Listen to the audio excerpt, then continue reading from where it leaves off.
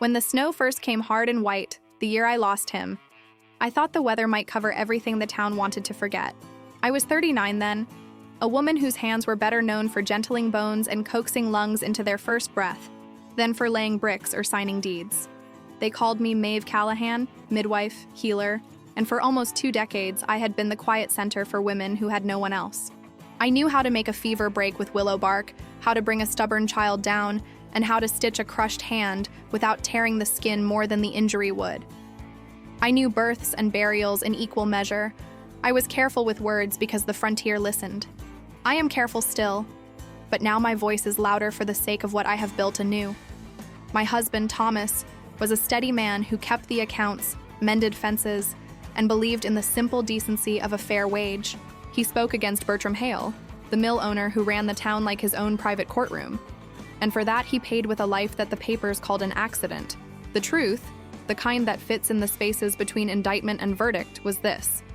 Hale's foreman had his own ledger of threats. There were debts kept by men who thought they were workers but were really indentured. Thomas found the numbers, and for a few brave, clumsy weeks, he tried to name them aloud. The next harvest, he was gone. A wagon wheel snapped on a narrow road, the driver swore an oath, and Thomas's body came home in a crate with a sheet over his jaw. They called him careless. They called him unlucky. Hale called it a damned shame and swallowed the rest with tobacco. I buried my sense of security with the man I loved. Then Hale moved his men in to take the lot where our clinic had been, citing back rent by way of the county sheriff, who ate his stew and obeyed his coin. They sent word that the clinic belonged to his expansion. There were signatures on papers I had never signed, forged by a hand that had learned how to copy my name while I was tending the Riley boys' fever. The law, I learned bitterly, could be borrowed by men like Hale the way they borrowed horses. When I asked for a hearing, I was laughed at in the courthouse, while a posse of men in clean shirts spilled out laughter like a spill of liquor. A few whispered the cruel choice. A woman who meddled who could not be trusted with children. Word softens to rumor, and rumor hardens into bars. I was not rich. The money that kept the herbs and bandages on my shelves came from coin owed to me in discrete payments. I had no army, no brand. I had, however, a list. Names of women I had helped in still-closed kitchens. Women who had known me long enough to say what they knew aloud if asked. I had a ledger Thomas had kept, a thin thing in an oilskin, with the dates of Hale's shipments and the names of men who had disappeared from payroll. I had my hands and my stubbornness. I had, finally, a choice the town did not reckon with.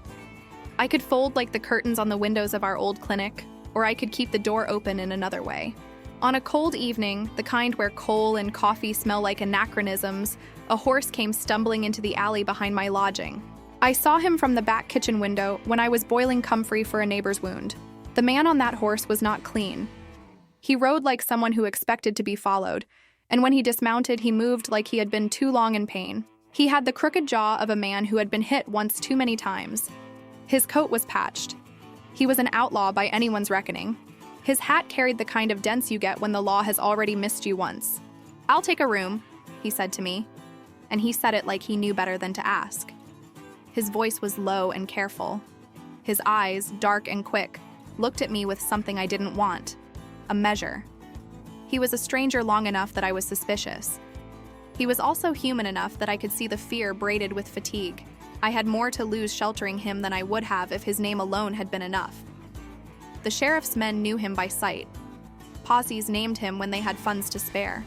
They would not hesitate to ride through my door if they suspected he had come here and left on my breath. Yet when I cut his sleeve and found a rag pressed against a wound that smelled faintly of gunpowder and iron, when I peeled back spongy cloth and saw bone that tidied itself into jagged familiarity, I made a decision that startled me as much as it did him. "I can help," I said, and the words were not for pity. They were a trading, my silence for his life. I hid who he was from the men who dropped by looking for work and gossiping. I treated his wound. I fed him nettle broth. I listened while the rain made a map on the eaves. It was an alliance, not of love then, but of purpose. He needed respite and a healer, and I needed someone willing to keep a secret that the town could not know. They said I was foolish. They said I would get the town burned down around me. I had old irons for hands, but I had a heart that refused to curl up small. I hid him because I had nothing left to lose that mattered more than my refusal to be ruled by a man like Hale. I hid him because my calling, our calling, was to care for the fragile, to shield the injured. And because somewhere under the fear was a thread of fury that had not yet been braided into action. A woman can be tender and fierce at once. That evening, in the dim of my kitchen, I discovered the first bright, painful edge of my next life. Some alliances are born of convenience, some of conviction. What we stitched together in those first 2 weeks was born of both. He called himself Eli Archer because the law liked names, and he liked giving them new homes. He had a quick hand with a joke and a slower one when he spoke of motives. The feud that had turned him toward the outlaw road had been, in his telling, a man's fight with a man's consequence. He had taken from men who had taken too much already, had moved a payroll that otherwise would have bought bullets for the men who claimed his property. He had not been kind about it all. He looked me in the eye and did not absolve himself of the blood that stuck to his boots. He had done wrong to serve a right, an old and ugly paradox. But it was not a lie when he said his target had been Hale's ledger, not Hale's head. Respect between us grew like a necessary crop, planted, watered, tending its way toward harvest. Respect is not a small thing in a room with a man who is practiced in taking and a woman who had been taught to give. It is a steady, honest measurement. He respected my knowledge of herbs and how I could tell a fever's rhythm, and I respected his capacity to move without notice when I needed a man to go where my presence would set too many questions on a tongue. He did not presume he owned my decisions. He did not offer himself as a solution in a sentence that made me less. He said once, "You're the smartest sort of danger I know," like it was a compliment and nothing more. I took it as such. We didn't merely hide from the posse, we had to outthink them. I learned how to read a map backwards. Not the one with clear roads, but the one that showed where people looked, where they were likely to sit with a drink and absent-mindedly tell a story. I taught him about the women who had been my steady hands. Louise Hargrove, the laundress with a spine like a fire poker, Anya Pierce, who had raised 3 boys into steadiness by sheer opinion, old Marta, who could wield a cleaver and keep her mouth shut until the right moment. We orchestrated distractions so Eli could slip out for supplies and return without waking the county's notice. My work was not passive in this story. When one of the miners' wives had a labor that stalled in the night, I wrapped him in bedclothes and told him to keep to the shadows. People think hiding a man is a thing of standing sentries, but the better hiding was in the work itself. If the town is used to you tending to births at all hours, a stranger in your kitchen will not raise immediate suspicion if you have to send him to fetch hot water or a clean sheet. There is a certain cunning in making the extraordinary look routine. There was a night we rode out together, Eli and I, to a stretch of road where the supply wagons ran slow because of a new quay Hale had ordered to be built. The men who ran the wagons were paid in promises. Eli needed proof that the money had been diverted. He needed to take a ledger, or at the least see it. I needed to confirm the names written on it so that I could confront others when my time came. We moved like 2 halves of an old clock, he knowing how to drop his weight into the shadows, I knowing how to ask for bread and then for directions. At a bend in the road, we found what we expected. 2 men from Hale's operation arguing where the mail was supposed to be. I walked without noticing the cold. I approached as a woman who had business. They gave me the look folks give women who had been around the furnace and thus tough. They let me stand close because I was, in that town's eyes, a harmless connector of stitches. Eli, with a rope and a hand that knew knots like catechisms, slipped to the wagon and retrieved a small file of papers that smelled faintly of iron and ink. He slipped it under his coat and melted like a shadow. We did not escape without a scrap. Men noticed the missing papers an hour later, and the sheriff started to question the wives. Hale, when he heard one of his ledgers gone, announced a reward with too much cursing and too little sleep behind it. The posse became faster.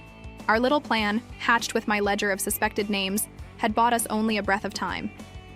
It was more than many would take. It was no longer only about survival for Eli. It was about a justice that looked like returning stolen wages and revealing the ledger entries that proved Hale had been coercing men into false debts.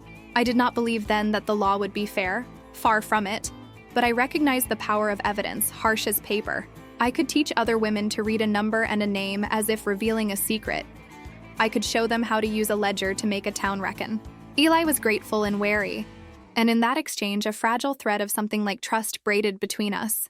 He watched me with new attention, watching not to possess, but to learn how I healed wounds and how I could stitch a lie into truth and make it more dangerous than any shotgun. The alliance was, I think, the gentlest outrage. We were both outsiders now in different ways. He had the outlaw's need to be unseen, and I had the midwife's need to be remembered for service. Together, we found ways to turn my memory into a map of revenge that worked within the limits of a woman whose hands could soothe and a man whose hands could move his own kind of coal. It was a pact between two flawed people who wanted to do right in the only ways they could. The house that became our sanctuary was small and crooked, with shutters that did not quite meet, and a hearth that sulked in the cold months. My hands remembered where to place a poultice and where to tuck in a trembling body. I made it a center not only for secret treatment, but also for a different kind of schooling. The women came, some because they were curious, some because they needed stitches for a child, some because they wanted to know that there was a plan outside of Hale's reach. I taught them more than herbs. I taught them how to read the sounds of a laboring woman's breath, how to tell if a wound might hide infection, how to fix a broken fence so ownership is seen in the land. Practical things are a kind of power, and I gave them plenty. Healing demanded routine. When Eli first arrived, his wound required daily attention. His face thinned under the pain, then slowly filled out with color as the infection left him, and he learned to move without fear of the sound of hoofs. I taught him to recognize a fever's staggers, and in return, he taught me the names of trails through the ridge that could get us to Hale's warehouses without passing the sheriff's usual stops. We traded instruction like coins. There is a peculiar kind of recovery that comes when a woman learns to rely on her own wit as much as her craft. I used to think my work was only about babies and burying. I had not noticed how much the town had leaned on my running ledger of favors and favors returned. When Thomas died, the ledger disappeared into men's hands. Rebuilding meant writing a new ledger, one that listed names, promises, and debts, but this one counted mouths and misdeeds, the things men like Hale wanted out of the light. Women brought me scraps of paper with names, a receipt, a scrawl. We cross-checked them in the warmth of the kitchen. The kitchen became less a place of warmth and more a room of mapping. I found I had endurance that had nothing to do with adolescence or the bloom of youth. My body, 39, seasoned, knew how to carry water and then stretch a night's sleep into a day of care without the blankness that younger exhaustion brings. I knew the weight of loss and used it. I used my mourning as a lens to see what else needed mending. A shift came the week I stitched Josephine Hargrove's jaw. She had been hit by one of Hale's men for asking to be paid for a day of laundry. Her husband had vanished from payroll, and her boy had scars on knuckles from the mill. We dressed the wound, and I sat with her while the wound closed. She told me stories of young women who had been sent away in the night for difficult pregnancies, a phrase Hale's foreman used when men and money needed covering. She handed me a small folded cloth. Inside were names. That night, I stayed awake until the lamplight puddled at my feet, and I read them aloud to the women who sat with me in the dim. There was power in being the first to say the names out loud. It was as if naming them called them into being as witnesses. Eli watched me in a new way. Where he had once been a shadow behind the curtain, he now sat at my table learning to count and to question. He admitted one night over boiled barley that he had never known a life where someone else counted the small things with such care. "You keep a ledger of people," he said, not mocking, but curious. Maybe that's a kind of law too. Sometimes I think I discovered the fight inside me because I had nothing left to lose but the chance to be the woman I always had been beneath the sorrow. The small victories mattered. We returned a man his pay after a night of careful shadowing and guilt first, then laughter. The child of a neighbor stopped coughing. The laundress's husband came home when he found his wages returned. Each little rite gently bent the narrative of our town. People started looking at the mill differently when the time came to speak of debts and of men missing pay. The space we built was domestic in the practical sense, but revolutionary in the small acts. We practiced midnight drills. If the sheriff came at the worst hour, we would hide ledgers and weave stories that didn't crack under questioning. We learned how to tie bedsheets into signals. Louise Hargrove taught a group of women to sew a flag that looked like a faded maternity blanket, but was coated with marks that spelled out when a posse would be at Hale's Bridge. It was ridiculous and also deadly serious. There is a kind of bravery in those who can make a duvet into a message and keep the town's secrets like a midwife keeps a birthing room. The woman I had been, the quiet, polite helper, surprised me by how loudly she could plan. My practical skills had been my trade, but they became my tools. A poultice that hid the smell of blood, a lullaby that covered the creak of floorboards, a knowledge of birth schedules that timed citizens' absences. I found myself speaking with a clarity I had not known I could claim. When a minister suggested I accept Hale's arrangement and be grateful for the scraps, I told him to consign his gratitude to someone else. He never liked me after that, but his sermons meant a little less when everyone knew Hale's ledger named a list of men who had been paid in debts. Eli and I were no longer simply hiding and helping. We were a power center of a different shape, one formed by women and held together by practical intelligence. We were, all of us together, stitching a new seam in a town that thought it could be mended with nothing but money and men. Eli's confession came not as a confession, but as an offering. He told me, one morning when the rain made the road a stitched seam of mud, about the day he decided to cross the invisible line between right and wrong. He had lost a sister to the mill one winter, when the overseer refused to pay for medicine. The company man had made a ledger entry like a prayer, and then refused to answer when illness came. Eli's hands, it turned out, had learned early how to take and how to give back, and the more I listened, the more I realized his past could serve my own future. He had been an outlaw for reasons that did not contradict my sense of justice. He was not romantic about it. He hated his choices, and yet he had chosen them again and again because the road had seemed narrower in places where his options had been scarce. When you come from nothing, he said, it takes courage to be a nothing you won't take from. He had stolen payrolls, yes, but he had also stolen the method for marking them, the way Hale kept receipts in fat ledgers with a ribbon marker and a habit of locking them in his study. His past was a map as much as it was a confession. He could show me where the keys were hidden, which boy at Hale's store traded in gossip for tobacco, which servant knew how Hale liked his whiskey and his lies. I listened like a woman who had been starving for a way into the fortress. His skills, their stealth, the ability to move through men's patterns unnoticed, became the scaffolding of my plan to take back what Hale had taken. But I made the choices. I decided when to send Eli in and when to keep him out. I chose which names to speak in a public way and which to keep tucked against the hearth like a woman tucking a child in.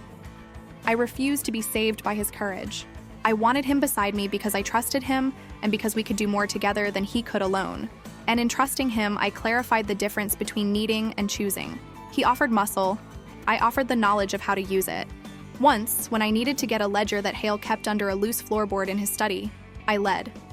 I put on my shawl, smoothed my apron, and walked into a tea house where I was expected, soft and maternal. A young woman who worked for the Hale household slid a note across the cloth. She had been telling me what she could, the way one woman whispers to another at a washboard. I arranged to meet her in the courtyard, and when she came, she brought a key wrapped in a scrap of apron. It was common sense and womanly patience that got me into the study. The way I flattered the house with a concern about the minister's wife. The way I asked the butler to show me Hale's ledger for the good of the town. They opened doors for women who carried care like a calling. I opened the books and, with my sleeves rolled, I pressed my own finger on the place Hale had forgotten was loose. Eli was the shadow at the window. Not because he was less important, but because his force in the night had to be unseen. When I found the ledger, I did not hide it under my skirts. I copied names. I took paper and a match, and, because there are ways for a woman to manage a crime gracefully, I burned pages in the hearth that would serve no purpose but to leave Hale certain he had not been trespassed. I did not want to set the town on a war of hangings. I wanted the truth to be seen. When Hale later railed about a missing ledger, the man did not understand that the truth would be revealed in a woman's hands. He had underestimated the way my profession allowed me to be present in rooms where men did not expect danger. He had underestimated us. His past service to me shaped his redemption. He learned to hold back, to wait when I told him to. He learned to watch my face for the minute I would nod and then move. There was a certain sweetness in watching an outlaw learn patience within the scaffolding of another's moral center. He began to value the ledger's value not for what it could buy, but for what it could free. Hale's ledgers were his lever. When we put them into the hands of those they named, we could lift a town from under his thumb. There were fights at the edges, short, sharp arguments about whether the ledger should be handed to a lawyer or made public at the town square. He wanted to move fast. I wanted to make sure enough women had their names spelled and their grievances recorded so they would not be swallowed by male testimony that mistranslated women. The argument was not about who led, it was about what justice would look like. He deferred to my sense of rightness more often than I expected, but not out of submission, out of an understanding that this was not his story to own. Eli's criminal knowledge served the plan, but it was my vision that decided what to do with it. He gave me an edge I had not had, the ability to stealth into the rooms where men's secrets slumbered. I used that edge to take back the narrative I had lost when Thomas died. His past became the scaffold for my future. We were two halves creating a whole that neither of us could have been alone. There are truths that sit quiet for a long time, settled like dust in the corners of a room until someone opens a window and a bright gust pulls them into the light. The truth of what Hale had done to this town had been lying under the surface for years, folded into payrolls and excuses. I had been the one who had seen the edges of his offenses in the sallow cheeks of women who came to me for help and left with less dignity than they had brought. When the ledger fell into my hands, it was not enough to know it contained proof. I needed to know why I could not walk away. The loss of Thomas had been the hinge that opened me into a different life. Yes, but it had not been the only wound. There were other losses that kept me awake. The child born with a fever because his father had no money for laudanum. The laundress whose girl had been taken into the mill's help and came home with a ragged throat. The widow who had been forced to sell the only piece of land she had. Each story handed me a shard of the same mirror. If I were honest, the fight that grew inside me was not only about my own property or about an outlaw saved in my kitchen. It was rage at a system that turned bodies and breaths into another man's profit. I gathered names in the quiet. Women who had been forced into inhumane labor, girls who had been sent away when shame showed itself, families paid with IOUs. Each name I tucked into my ledger was a petition for justice. I expected fear. I expected betrayal. I did not expect courage to gather like a dawn. When I spoke the names aloud at my kitchen table, I was sometimes surprised by how my voice did not break. Perhaps that was because the sound of names brought with it the power of witness. Josephine Hargrove's husband, when he learned we had found his wage stub, came into my doorway and wept like a man finding water in a desert. The men who had been complicit, small-time culprits, the ones who took bribes and told no one, started showing up like rain. There was no glory in the fact the truth started trickling out slowly. The important thing was that it started to flow. Hale, when confronted, sneered like a man who believed he could eat a woman's courage for breakfast and still sleep softly. He tried to buy loyalty with whiskey and work, to remind men of their place and women of their gratitude. He swaggered in the town square and called us agitators. "You rouse up trouble," he said to me once, spitting words like small stones. "You meddle where you shouldn't." I smiled and told him that I meddled where children cried and where widows needed blankets. He hated it when I called him a thief. It grew clearer that I could not simply keep the ledger and the names safe. I had to make them matter publicly. I set my mind to a plan that would not rely solely on the sheriff, who ate Hale's stew and therefore owed him his silence. I decided I would arrange for the ledger to be presented where men could not muffle it with coin. The plan meant risk.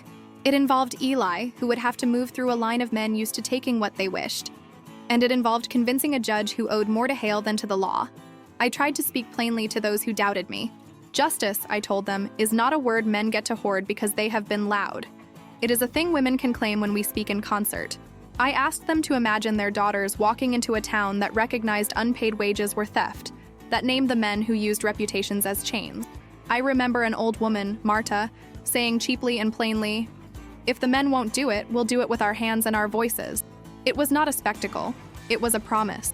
I did not want to cause a riot that would spill blood, but I would not be content to let Hale dictate which wrongs were worthy of remedy. That meant building a case that could not be ignored. Witness testimony, forged receipts countered with original stubs, the ledger that proved Hale's guilt. It meant making the town uncomfortable enough to demand a hearing.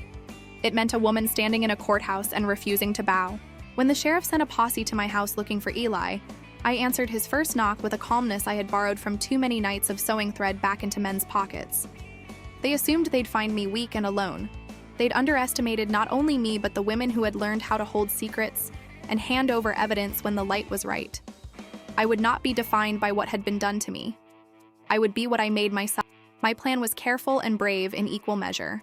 I would use my place as a midwife to call a meeting of women under the pretext of teaching them about birthing positions. That same meeting would become a tribunal of witnesses. I would place the ledger in the hands of those whose names were in it and ask them to speak, one by one. I knew it would be risky. I also knew the truth was heavier than any threat Hale could sell with his money. I could have chosen safety. Instead, I chose a way forward that asked something of the town and everything of myself. That was the difference. Safety begets silence. Choice begets action. I looked at the narrow list of what remained mine, the skills, the friends, the stubbornness, and I stepped into the breach. Eli and I planned like a married pair of minds that were at encore but not equal in everything, only equal in aim. We spent the evenings mapping out movements and wrote the plan in ink and in speech. He knew the night roads and the sheriff's habits. I knew names and times that would not be questioned. We balanced each other like scales. There was a night when we argued about whether to put the ledger directly in the judge's hands or to present it in the square with every woman who had a claim standing beside it. He feared public spectacle would invite violence. I feared private submission would invite corruption. I recall standing in my kitchen, hands still smelling faintly of chamomile, saying, "I will not trade the witness of my neighbors for a judge's coin." That he listened felt like grace. He did not defer because he thought me fragile.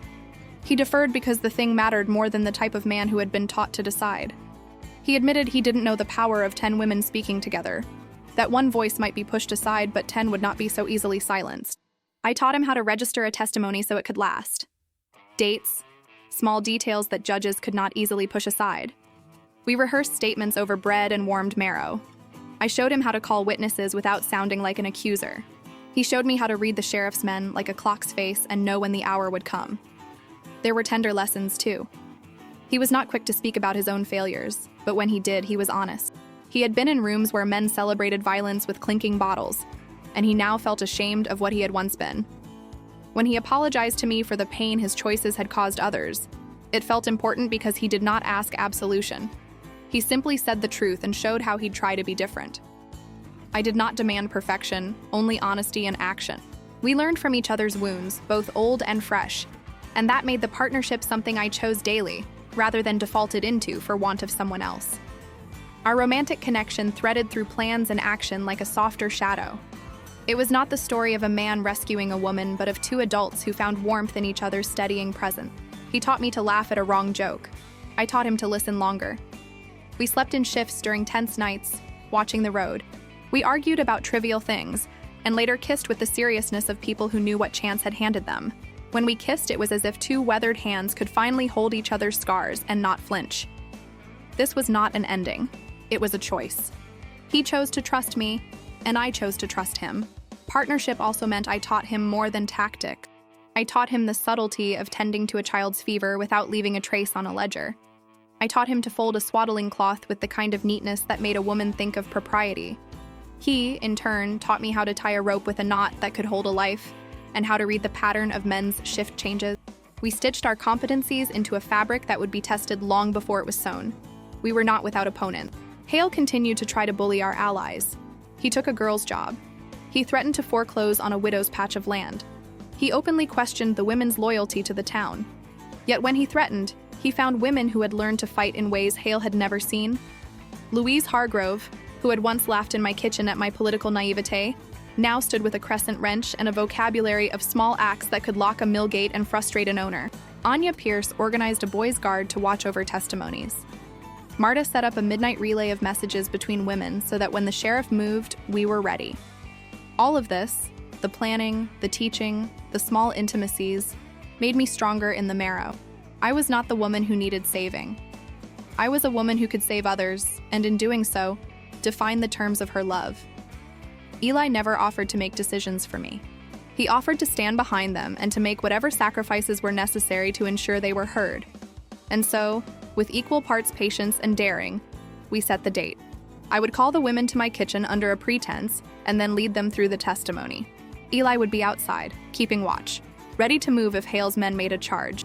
We packed the kitchen with warm bread and the kind of quiet confidence that comes from knowing you have prepared as well as any woman can. The town, by then, had a sense that a meeting at Maeve Callahan's was not mere gossip. They came, and they stayed. We were no longer an unlikely pair, but the heart of a movement that understood love as stewardship and courage as daily work.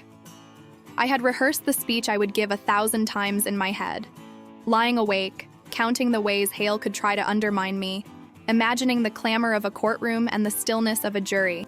It was a curious and terrible moment. The town demanded to know what I would choose. The sheriff suspected, Hale plotted, and the women wanted to see a future where their daughters would not be traded in hush money and hushed smiles. But the real moment of choice was not in the decision to expose Hale. It was in choosing the terms of how we would do it.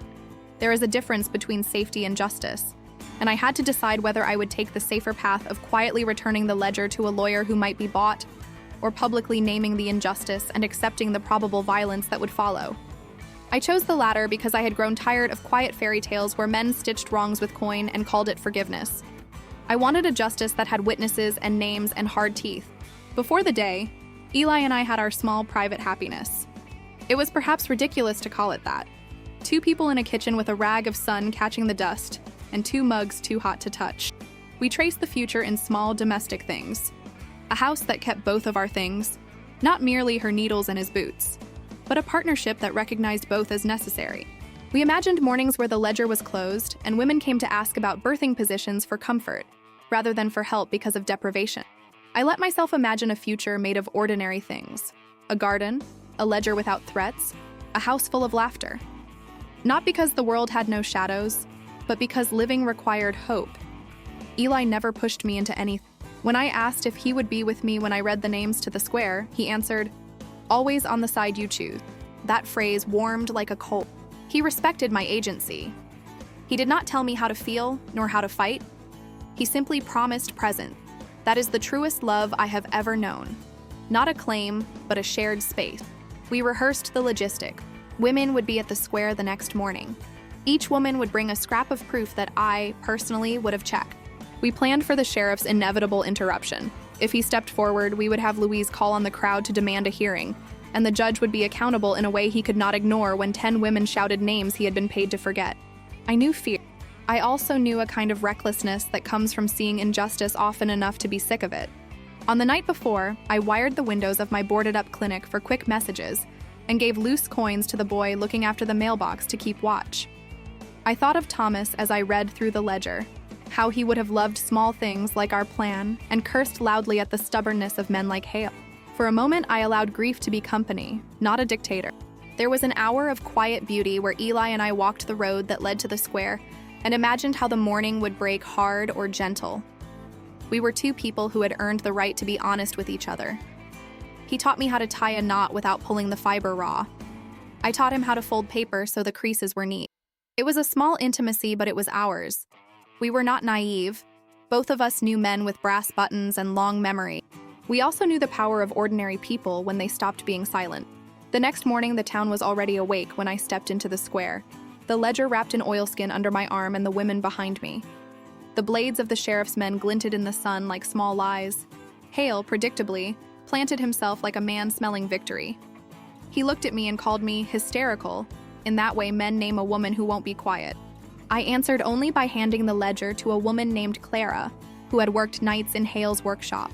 Clara read, in a voice that had once been small, the names and the amounts, and how they had been diverted. I realize now that the moment of choice was also the moment of clarifying voice. I chose public truth, and the town had to decide how to answer. It was an old law of towns. The smaller the place, the louder the rumor. The louder the rumor, the quicker someone's coin bought closure. Hale did not accept being named lightly. He had people in places I did not know, and God's help me, he used them with a greedy and careful hand. Within hours of Clara's reading, the sheriff's office was filled with men who claimed to protect order but whose faces were thin with the smell of money and fear. They tried to depose me with questions about my credibility, as if a midwife's sworn testimony could be dismissed by insinuation. Hale wheeled out a list of small crimes from the past. My husband's debt, suggestions that I had been too close to questionable people. He insinuated my midwifery had been colored by personal bias because my husband had died. He told lies with thick lips. It was a tired, old strategy. But the town had already shifted. People who had once been silent started to speak. A man from the mill who had been paid his due stood up and said, "They gave me a token and said I'd live on it." I lived on it for 2 weeks and then the rest was squeezing. I had children to feed. Young boys who had watched from windows came forward with timetables of loaders and times. It was messy, truthful, and radically inconvenient for Hale. He hit back with threats and with legal maneuvers. He took women to the edge of town with promises of work and then took their names off the rolls. He sent men to the lanes at night to pry door. The sheriff did not stop them. He only stroked his constable's hat and made plans with Hale about who would sign the affidavit. Hale's desperation grew uglier. He hired ruffians from a neighboring town to intimidate witnesses. He bribed a clerk who was supposed to record statements.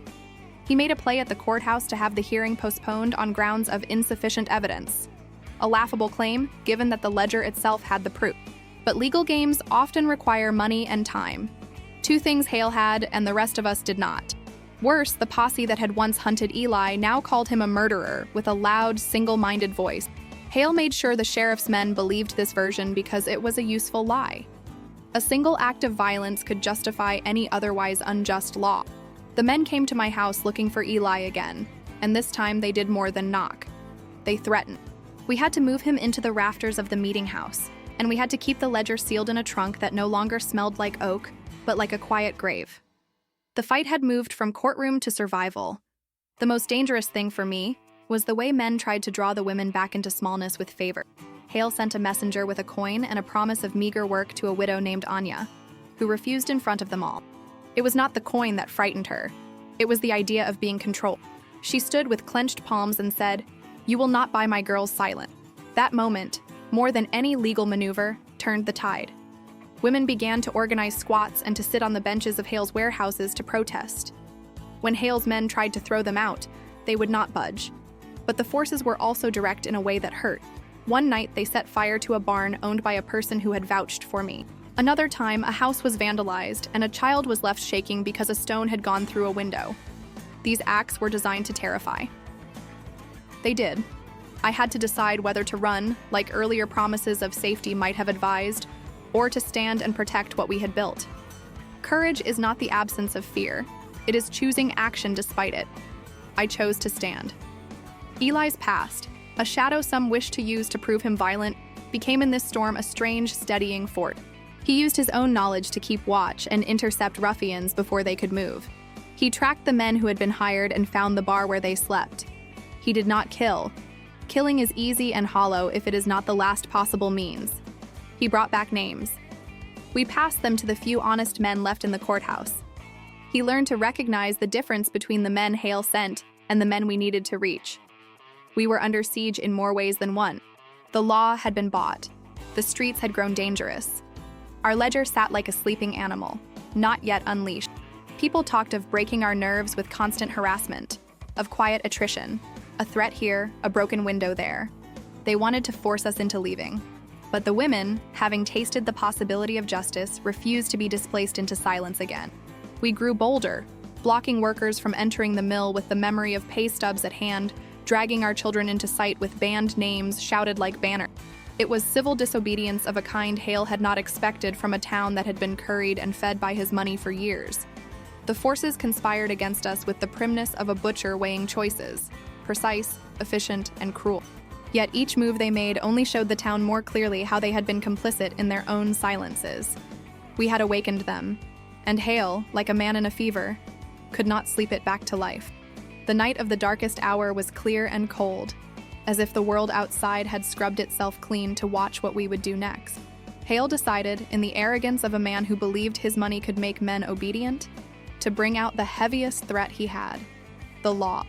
Not merely the sheriff's rounded men, but a judge who had horsed with him, and a small ugly militia who had been told the town would be cleaner if those who made trouble were taken out. They came with papers and with guns.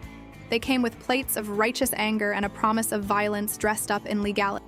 The sheriff read an order to arrest me for aiding an outlaw and inciting disorder. Hale smiled like a man used to swallowing rivers and finding no bone. He believed a strong sentence would make the ledger's pages irrelevant. He thought he could scare us into any silence. Eli was taken in the night. He had been trying to shield a woman who had been threatened with the loss of her rent.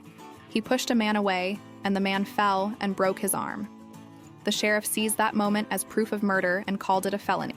On the morning of the raid, I stood at my doorway and watched him ride away in a cart like a coal that had been scooped up.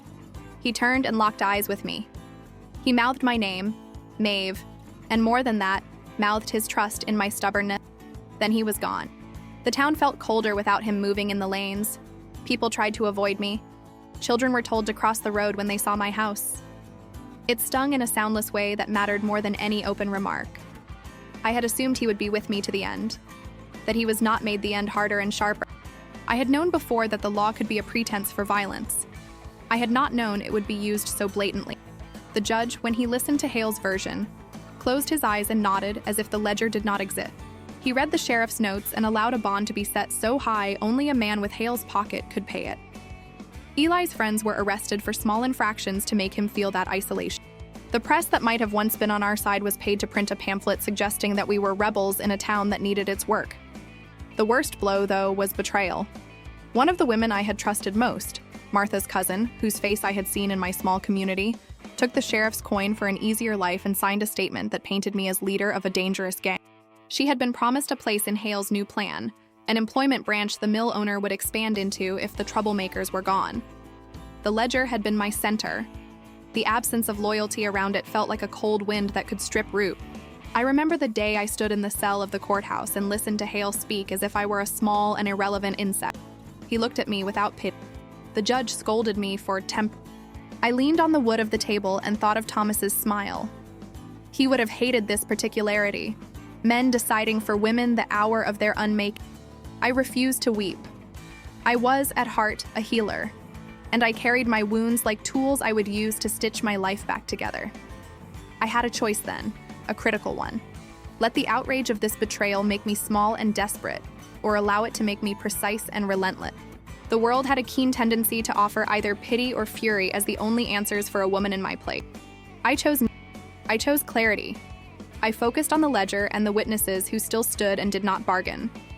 We had lost a man we had come to count on. We had lost a friend. But losing does not end the story. It sharpens it. In the hours after Eli's arrest, a hush fell like a blanket over our people. We were quiet because we were plotting. Louise, who had always been the rougher half of my soul, said simply, "They think they can close us with boots. We'll shut the road." And shut the road we did. We dragged planks across the bridge, we set our bodies under Hale's wagons, and we sang our dissent in voices that rattled like iron. It was not a battle of guns as much as of endurance. The militia tried to force their way and found 10 determined women who would not move. The darkest hour had been personal, with the arrest and the betrayal. But it had also been clarifying. We could be scared into leaving or scared into action. We chose action. The town watched, perhaps with confusion, perhaps with a dawning respect, as women held the road and refused to let a man's greed slide by into oblivion. I realized we had found a new kind of courage, one made not of firearms alone, but of sitting, standing, and refusing to be moved by false charge.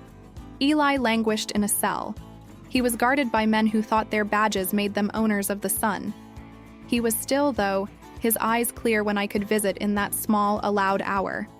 He told me of the night he had been dragged away, of the men in the wagon, and of how he had thought of running but could not because a woman had been in danger. He apologized quietly for the trouble he had brought me. He did not ask me to step back. He asked me to keep going. I left the courthouse with a promise to him and a fierceness in my belly. I had been tested in the hardest, loneliest way. I was tired, yes, and the betrayal still hurt as if salt had been rubbed into an old wound. But I had also grown sharper. It was no longer enough to simply refute a man. I had to rearrange the town's ledger so corruption could not be hidden behind coats and coins.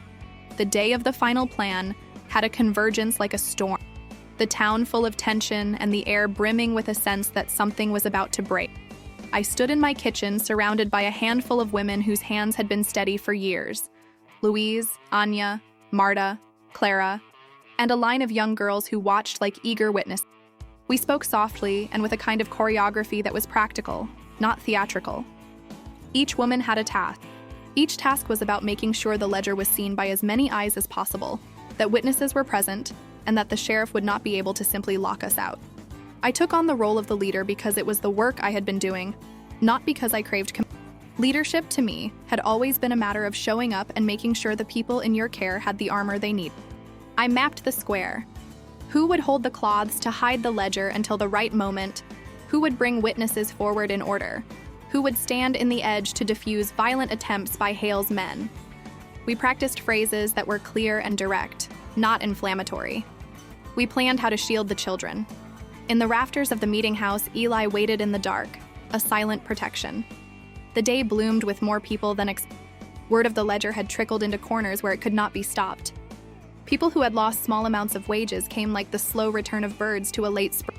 The square was full of faces that had once been turned away from me in the courthouse, now looking for an anchor.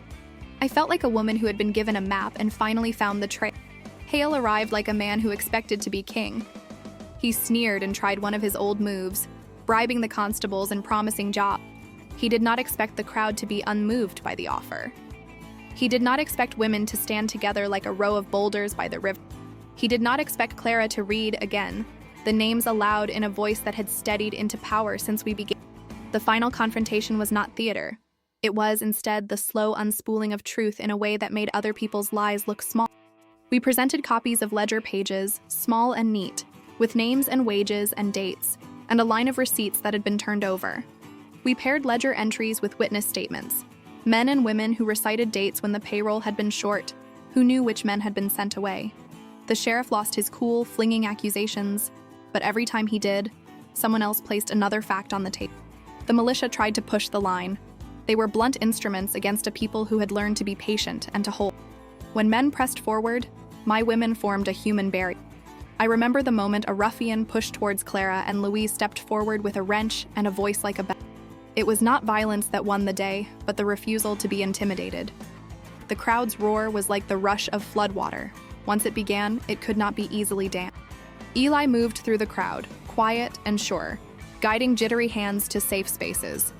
He moved with a grace that said he would not allow chaos to become cruelty. He stepped in once when a man lunged for the ledger, his stance broad and protective. He was not my knight, he was my partner. The difference mattered. He followed my nod. He followed my plan. He learned to step back when I claimed the sentence. The hearing that followed was messy and long. A judge, one we had petitioned from a neighboring city, finally came to hear witnesses. It was not a Hollywood sweep of justice. It was the slow culling of proof and testimony. Men lied, women did not. The ledger was the backbone of the case, and witnesses its flesh. I spoke last. I told of Thomas, of the baby who had died for lack of medicine, of the names and the numbers. I did not make the speech of a woman asking for pity. I spoke as a woman who had tended to the living and the dead and had chosen to make both count. When the verdict came, it was not a drama of one man's retribution. The judge found for the town in a way that made Hale cough. He ordered restitution. He placed the mill under new oversight. The sheriff, flushed with embarrassment, found his policies under scrutiny. Hale raged and tried to leave, but no one paid him heed. In the hush after the court's decision, people looked at one another in wonder. A woman came and put a hand on my arm and said simply, "You did it." What I had done was not alone. What won the day had been the ledger and the witnesses and a partnership that kept the lens straight. Eli stood at my side, not behind me, not in front of me. He had changed. His eyes were less guarded with violence and more guarded with an odd pride in what we had accomplished together. He had been there when I needed muscle, but he had also been there when I needed warmth. We did what we could with what we had. When the court closed, a small group of women walked me back to my house. The town felt different in a way I could not describe. Lighter, as if a weight had been lifted. It was not perfect. Hale still had coin, and there would be fights ahead. But the ledger would be a tool in a never-ending fight.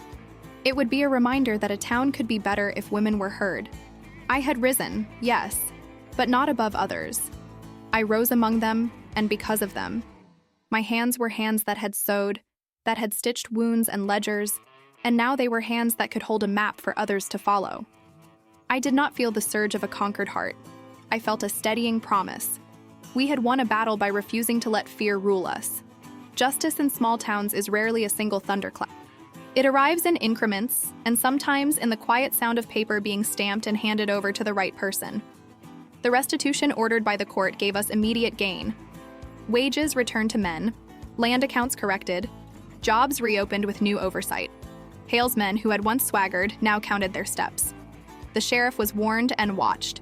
Yet the most important victory was not the signed papers, but the changed shape of our town's conscience. We had shown that a woman, a midwife no less, could organize the kind of truth that could not be muffled by coin or muscle. In the aftermath, people came to me with small thanks and larger offers to help. Some offered labor on the parcels of land that had been reclaimed. Others set up kitchen brigades to make sure families had food while the mills were reorganized. It was a communal repair more than a tidy fix. Everyone had lost something, and everyone had a part in the repair. No one, not even me, claimed victory alone. Eli's legal troubles eased in the light of the new testimonies. The man who had once been called an outlaw was no longer simply a name in a wanted poster. He was a person who had acted in a context and had a part to play in correcting a wrong. The court acknowledged that men in the mill had been coerced into shady accounts, and that Eli's actions, while trespassing, had been aimed at exposing an injustice. His bond was low. He was fined, not executed or exiled. It was not perfect reparation, but it was a start. The tangible victory was the ledger now lodged in the county records, certified, and with copies distributed to relevant parties. It could not be easily burned nor lost in a late-night hour. It existed as proof that the town would now have to account for itself. The intangible victory was the way people looked at one another after the case, with less fear and a little more pride. Women who had once been invisible in discussions of labor now wore their testimony like a quiet crown. I took back what had been mine, not by the sword, but by proving in the most methodical way I knew that property and fairness could be cared for with as much tenderness as a newborn. A deed that had been falsified was repurchased from a man who had been paid to forge it, and I used my modest savings and a small loan from sympathetic townsfolk to regain our old clinic's life. I set about rebuilding the clinic not as a monument to my loss, but as an instrument of community care. Money, when loaned with trust, can be turned into something generous.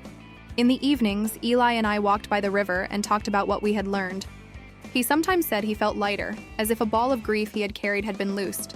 I told him his place was not to be sanctified. He had been flawed and he had acted. His redemption was not a tidy thing, it was an ongoing project. He learned to be patient and to use his cunning for the town's protection instead of its destruction. Women continued to visit the clinic. They brought babies, not always in danger, but sometimes for a check or a whispered question. They brought their worries. They called me Maeve, and when they did it with gratitude, it did not feel like the old, gullible adoration men might have demanded. It felt like respect. The clinic opened as a place of medicine and a center for education. I taught women how to read ledger entries and how to keep small accounts so their wages and their rights were never as easy to dispute. Our partnership held. We lived modestly, but with a kind of wealth that cannot be stored in a bank. Mornings with bread and coffee and the quiet knowledge that we had refused to be silent. I did not grow dependent on Eli. I had reclaimed my independence. He did not become merely an ornament in my life. He became a companion chosen, valuable for his company and his willingness to change. The town's healing was not immediate, but it was happening.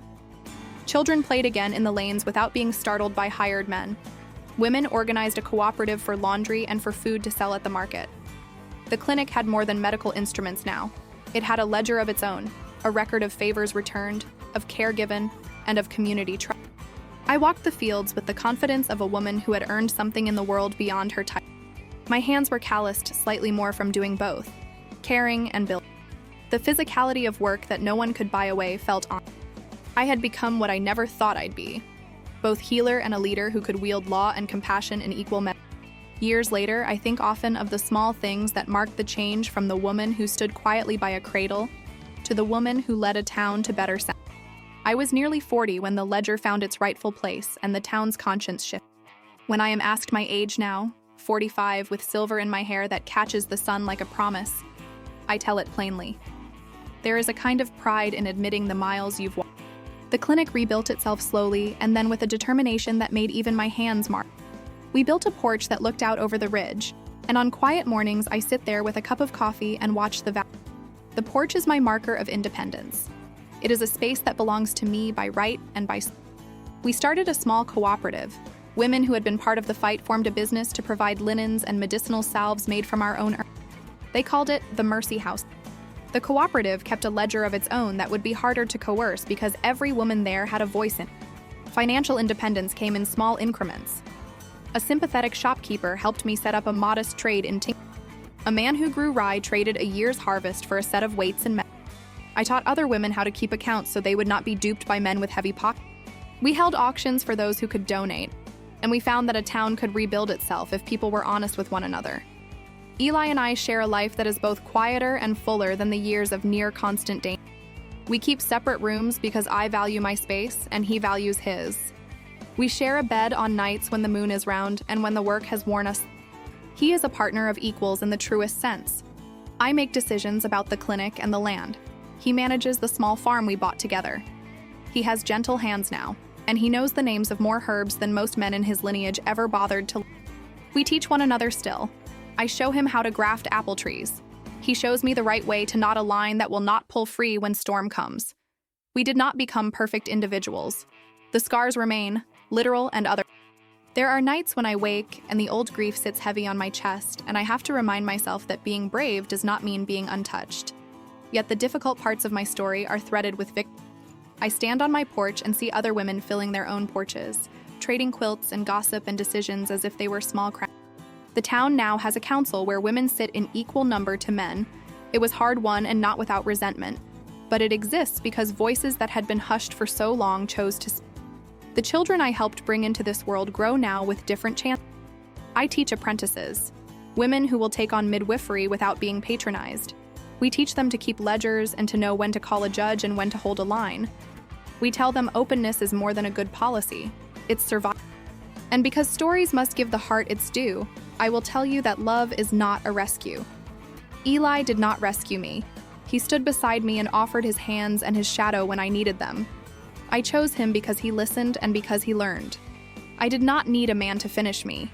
I needed a companion who loved me as I was, flawed, capable, and stubborn.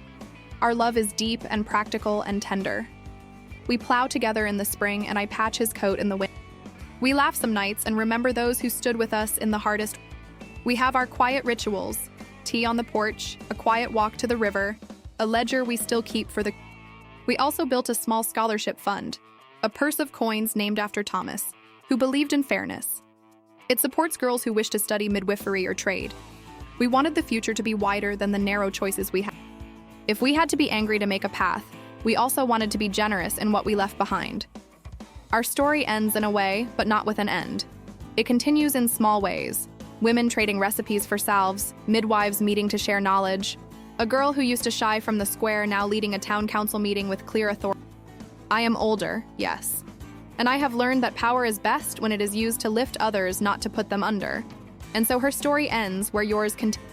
She was told she was broken, but she proved them wrong. She was left for dead, but she rose strong. She was meant to be silent, but she... If you are a woman who has been knocked down but refused to stay down, if you believe it's never too late to reclaim your power, if you know the strongest love is built between equals who lift each other up, then you have found your...